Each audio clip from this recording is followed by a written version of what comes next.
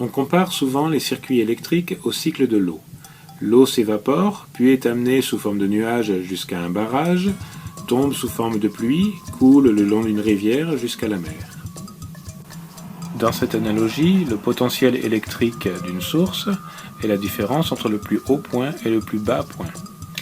Quand le courant passe dans un circuit, il subit des diverses chutes de tension jusqu'à arriver à zéro.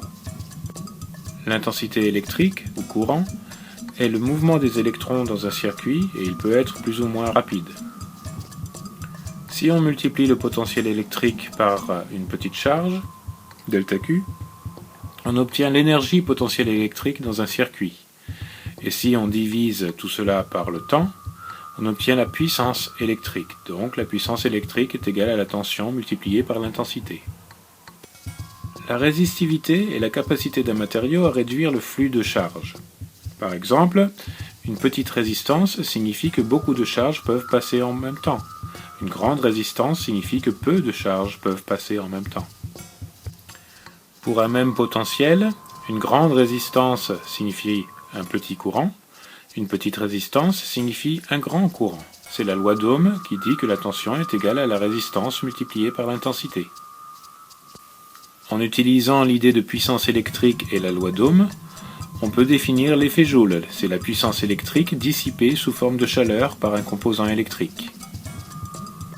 La grande majorité des composants électriques sont des dipôles ohmiques, c'est-à-dire des composants disposant de deux pôles et obéissant à la loi d'Ohm. On peut décomposer n'importe quel circuit en deux types de circuits, les circuits en série et les circuits en dérivation ou en parallèle.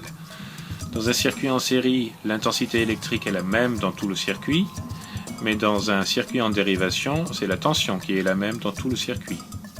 La loi des mailles dit que la somme de toutes les tensions dans une maille est égale à 0.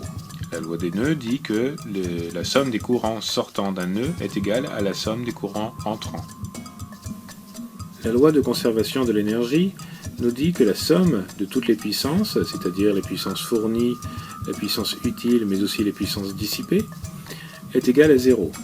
Cela implique l'idée d'efficacité énergétique, qui est la puissance utile divisée par la puissance fournie par la source.